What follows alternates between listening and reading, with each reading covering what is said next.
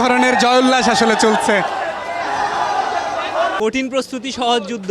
Everest থেকে নামার সময় তুষার ঝড়ের পড়াটা সবচেয়ে চ্যালেঞ্জিং ছিল। মনকে খাবার দেওয়ার যে একটা ব্যাপার থাকে, এই জিনিসটা আমরা ভুলে যাই। তো it's important to feed the soul also. খুব ভালো লাগছে। Definitely হচ্ছে দেশকে উনি আমাদের চট্টগ্রামের গর্ব, তাছাড়া উনি বাংলাদেশেরও গর্ব, এবং আমরা এই গর্বটাকে আসলে উপভোগ করার জন্য আমরা মূলত এয়ারপোর্টে দাঁড়িয়ে আছি। আসলে এটা আমার ভাগ্য বলা যায় যে আমি ওনাকে সরাসরি দেখব, এবং যেইভাবে উনি আমাদের বাংলাদেশকে বিশ্বের সামনে উপস্থাপন করতেছেন, সেটা হোক পাহাড় বিজয়ের মাধ্যমে, সেটা হোক অন্য কাজের মাধ্যমে। তাছাড়া উনি একজন সাইক্লিস্ট এবং উনি একজন দেশের গর্ব, দেশের রত্ন।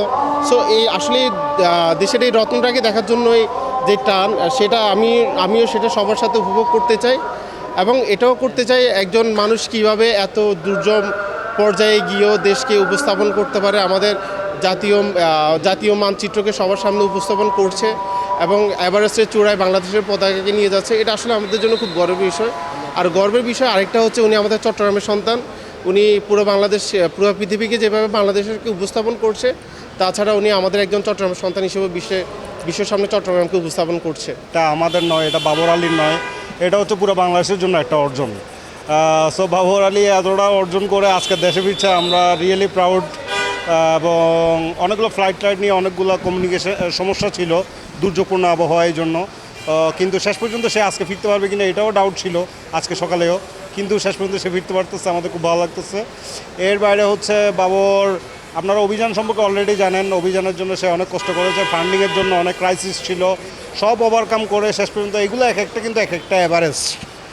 শুধু যে এভারেস্ট তা না, অন্যান্য ফিনান্সিয়াল হার্ডল প্লাস অন্য কিছু এভারেস্ট। সো সব কিছু জয় করে সে আমাদের কাছে ফিরে আসতে আমরা খুব খুশি। বাবর ভাই আসলে এভারেস্ট জয় করার পর আমাদের চট্টগ্রামকে অবশ্যই আবার অ্যাভেলেবেল আমাদেরকে গর্বিত করে ফেলছে। যে বাবর ভাইয়ের সম্পর্কে বলতে গেলে উনি অনেক আগে থেকেই ফ্যামিলি সব কিছু বাদ দিয়ে উনি এভারেস্ট জয়ের জন্য লক্ষ্য ছিল ওনার। যেহেতু উনি এভারেস্ট জয়ে ফাইনালি কাজটা হয়ে আমাদের চট্টগ্রামে আবার ফিরে আসছে, তো এটার জন্য অনেক অনেক ধন্যবাদ ওনাকে। চট্টগ্রামের মানুষে আমরাও গর্বিত ওনার জন্য। এভারেস্টে চড়ে কী হয় যেটা বললেন, সেটা হচ্ছে আসলে ওই সেন্সে তো আমরা সব কিছু মনিটারি পার্সপেক্টিভ থেকে দেখতে পারি না। আমাদের মানে লাইফে শুধু পকেট ভারী করার জন্য না, আমরা সবসময় মানে পেট ভরাই, পেটকে খাবার দিই, কিন্তু মনকে খাবার দেওয়ার যে একটা ব্যাপার থাকে, এই জিনিসটা আমরা ভুলে যাই। তো it's important to feed the soul also.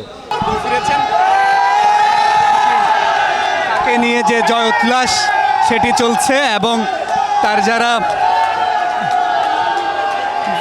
এক ধরনের জয় উল্লাস আসলে চলছে। কঠিন প্রস্তুতি সহজ যুদ্ধ। এভারেস্ট থেকে নামার সময় তুষার ঝড়ের পড়াটা সবচেয়ে চ্যালেঞ্জিং ছিল, কিন্তু সেটা তো আর আমার হাত নাই। কিছু জিনিস আছে আনকন্ট্রোলেবল, আমি কন্ট্রোল করতে পারি না, প্রকৃতির ব্যাপার স্যাপার। ওই এক্স্যাক্টলি যেটা বলছিলাম, যে আমি একমাত্র ঝুঁকির কথা যদি বলি, সেটা হচ্ছে এভারেস্ট থেকে নামার সময় তুষার ঝড়ে পড়া। অলমোস্ট 2.5 ঘন্টা ব্যাপী একটা তুষার ঝড়ে পড়েছিলাম। এইটা ছিল সবচেয়ে চ্যালেঞ্জিং, কারণ এইটা তো আমার হাত নেই এবং প্রকৃতির ব্যাপার। এটা আরও যদি অনেকক্ষণ পারসিস্ট করতো, তাহলে আমি হয়তো একটু ফ্রস্টবাইট বা এই ধরনের ঝুঁকিতে পড়তে পারতাম। Otherwise it went well for me.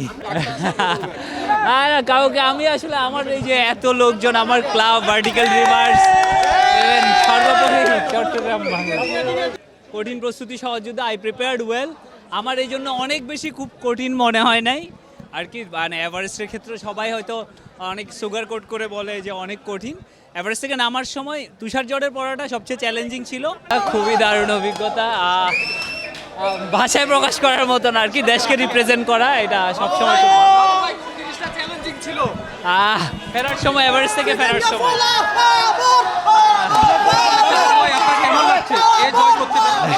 খুবই ভালো, খুবই ভালো, খুব ভালো লাগছে। ডেফিনেটলি হচ্ছে দেশকে সবসময় রিপ্রেজেন্ট করতে পারে, এটা খুব ভালো অনুভূতি।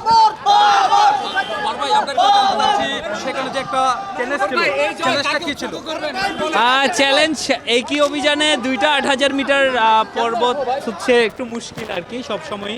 তো এটাই সবচেয়ে বড় চ্যালেঞ্জ আর কি, একই অভিযানে 2টা 8000 মিটার মাউন্টেন ক্লাইম্ব করা।